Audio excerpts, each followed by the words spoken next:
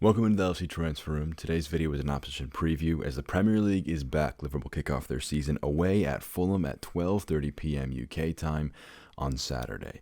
Today's video has all the analysis you need ahead of the match with Peter Rutzler, the athletics reporter for Fulham. Make sure you subscribe to the channel. Let's get into things.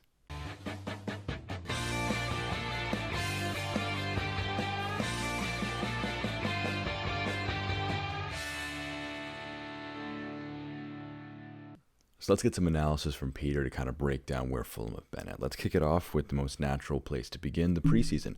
How have they gotten their preparations underway? It's been pretty positive. They went to Portugal for their preseason trip, which is, I think, their first one since the onset of the pandemic. They played games against Nice, Benfica, and Estoril. Estoril being the club that Marco Silva sort of made his name, really, was a platform for him to kick on in his career. And there's been some promising signs. So there's some of the new players that they brought in have adapted quite quickly, quite well. I think the big issue is that, for Marco Silva, the squad isn't where he'd want it to be by this point. He's reiterated it on Sunday after the final preseason friendly against Villarreal that he felt the team was not ready yet. He said the players were, but Fulham as a team were not ready. They hadn't recruited in the way they had wanted to by this point. They had brought in some good, high quality additions, but in terms of numbers, they are light. The squad is thin. They have two centre backs available for heading into this weekend. They have a third, but he's not part of the plans at the moment. And Silva referenced 16 senior players to work with in pre-season, which is just not the ideal preparation for a coach. Now, Peter mentions the lack of options in the squad, just 16 senior players on that preseason tour, so the recruitment isn't done. But in comparison to their last two times they've been promoted to the Premier League, how do they kind of compare in terms of their transfer strategy and where they could look, maybe even just beyond this weekend's match? I think Silva himself referenced this in an interview he gave, which was published this week in Portugal, about the club trying to be ambitious. This is the third time that Fulham have attempted to stay in the Premier League after promotion, and in the first attempt they spent a lot of money, and they spent a lot of that quite late in the summer window.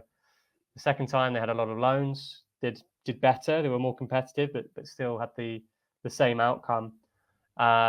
This time around, it's been noticeable that they're trying to sign players of decent quality. Obviously Bernd Leno's just come through the door from Arsenal. He's a high quality goalkeeper. Andreas Pereira they picked up from Man United. João Palhinha from Sporting Lisbon, another highly rated player. Minor Solomon, a player who's shown in the Champions League. So they've been quite ambitious in what they wanted to do, and they were also quite ambitious in the way that they wanted to go about this summer. There was a big turnover of players. Jean-Michael Seri was a regular in the Championship. He was let go. Michael Hector, Alfie Mawson was let go. There were a significant number of players that they either let go or wanted to move on. There's a small group of players still at the club who are not seen as part of the team's Premier League plans. But the problem has been getting the squad in place. It's been how quickly they've been able to sign players. It's been a lot of the negotiations have seemed drawn out. And we're in a situation now where, while there is a good base forming, I feel like they're about a centre back away from a really good base. Overall, the squad is quite light on the ground. So it's been a balancing act. Fulham always try and have to negotiate financial fair play because of the fact they go up and down for divisions, but so far it just has felt like it's just nothing's got over the line quickly enough. There have been deals that have stalled.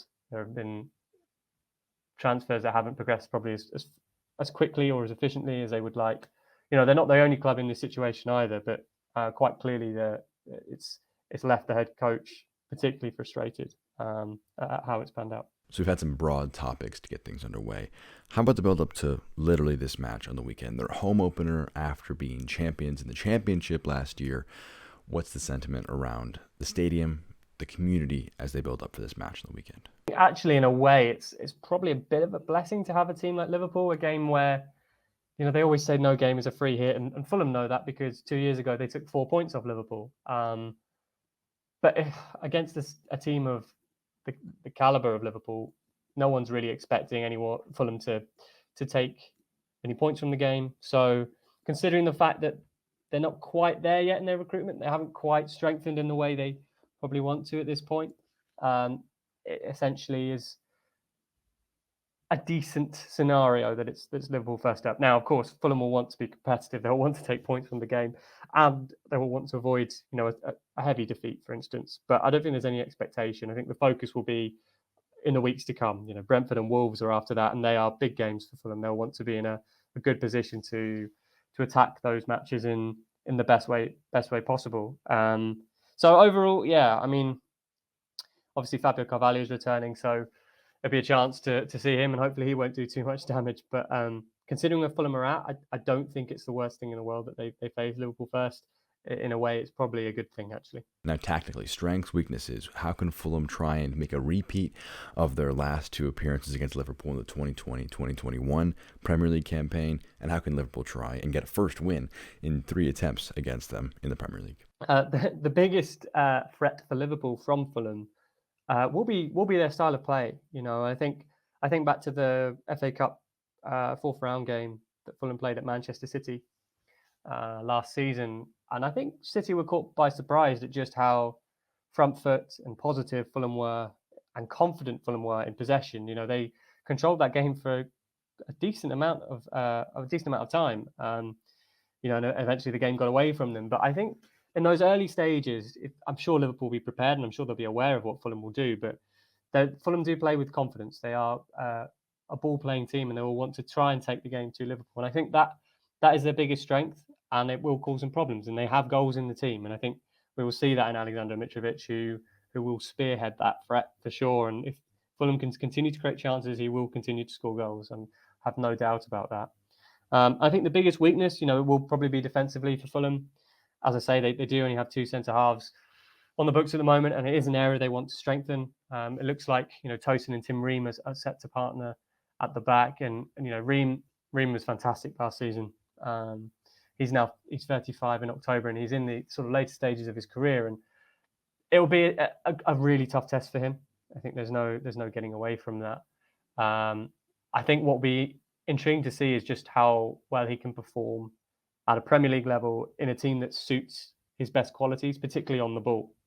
But because Fulham like to play very attacking, with a very attacking style, with fullbacks that push on, that both he and Tosin could be exposed at times. And if Liverpool can exploit those spaces, then it could be quite difficult for Fulham. But, I think coming into this game, I think Fulham would want to be in a stronger position in terms of defensive options, but having someone like Leno come in as well is a massive boost too. So we'll see how it goes.